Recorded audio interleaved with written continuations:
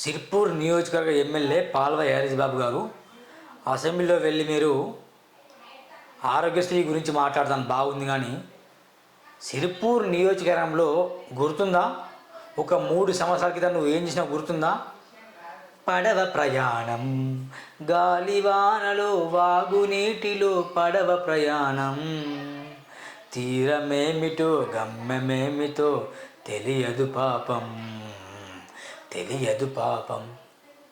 కాంగ్రెస్ పార్టీలో ఉన్న ప్రజెంట్ ముఖ్యమంత్రిని బట్టి విక్రమార్కని, ఉత్తమ్ కుమార్ రెడ్డిని, రాజగోపాల్ రెడ్డిని, వెంకటరెడ్డిని ఒక 15 మందిని తీపిచ్చుకొచ్చేసి మంచిగా పడవ ప్రయాణం చేసినావా? గుర్తుందా? పడవ ప్రయాణం చేసి ప్రాణిది ప్రాజెక్టు కావాలి అని చెప్పినావు. ఆ తర్వాత నువ్వు పార్టీ జంప్ అయినావు, బీజేపీ పార్టీలో వెళ్ళిపోయినావు. మరి ప్రాణిది చెవుల గురించి ఎప్పుడైనా మాట్లాడుతున్నావా? మాట్లాడలే.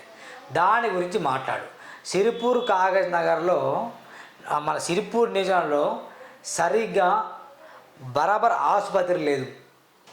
నీకంటే ప్రైవేట్ హాస్పిటల్ ఉంది, మంచి దానిలో నీకు వస్తాయి, కమిషన్లు వస్తాయి కాబట్టి నీకు ఓకే, నీకు డెవలప్ కావాలి, నీకు తప్పనట్లే. మరి గవర్నమెంట్ హాస్పిటల్ పరిస్థితి ఏంది? దాని గురించి మాట్లాడవు. సిరిపూర్ నియోజకవర్గంలో పోడు భూముల సమస్యలు ఉన్నాయి, దాని గురించి మాట్లాడవు. సిరిపూర్ నియోజకవర్గంలో అనేక రోడ్డు సమస్యలు ఉన్నాయి, దాని గురించి మాట్లాడవు. ఏం మాట్లాడతావు? ఆరోగ్యశ్రీకి బకాయిల గురించి మాట్లాడతావు. ఎవరికి కావాలి ఆ బకాయిలు?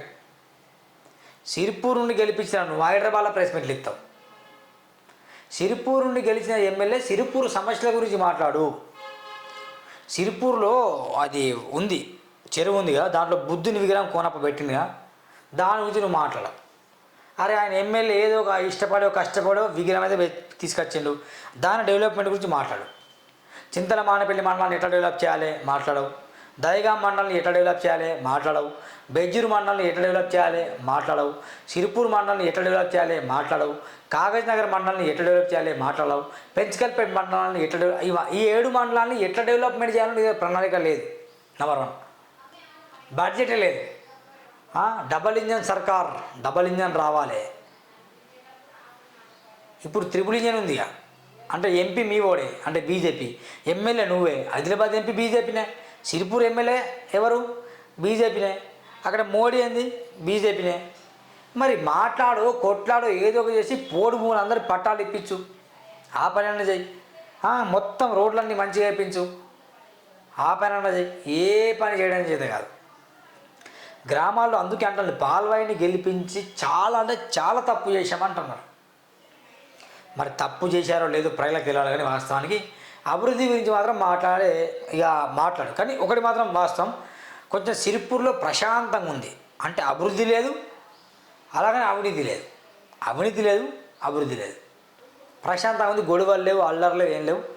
ఓకే, పబ్లిక్ పరంగా ప్రశాంతంగా ఉంది. అభివృద్ధి పరంగా మాత్రం ఏం జరగట్లేదు. ఎక్కడ వేసిన గొంగలి అక్కడే ఉంది. ఇంకా మళ్ళీ ఎలక్షన్ దగ్గర వస్తాయి, మరి ఏం చేస్తారో పాల్వాయికి తెలవాలి. అభివృద్ధి వైపా, లేకుంటే అహంకారం వైపా, లేకుంటే అవినీతి వైపా ఒకసారి డిసైడ్ చేసుకోండి. అసెంబ్లీలో వెళ్తున్న అనేక సందర్భాల్లో కొంచెం గలం మా సిరిపూర్ నియోజకవర్గం గురించి మాట్లాడు. 2 లక్షల ఎకరాలకు నీళ్ళు అందించే విషయంలో మాట్లాడతలేవు, అది మాట్లాడు. జగన్నాథపూర్ ప్రాజెక్టు, ఆ విషయం మాట్లాడు. అటు మహారాష్ట్ర నుండి సిరిపూర్ మన వెళ్ళే అనేక బ్రిడ్జిలు, వంతెనలు తెగిపోయి ఆ వంతెనల గురించి మాట్లాడు. రోడ్లు బాగాలేవు, వాటి గురించి మాట్లాడు. అవి మాట్లాడడం చేత కాదు. ఏమనంటే మొత్తం వేరేది మాట్లాడతాం.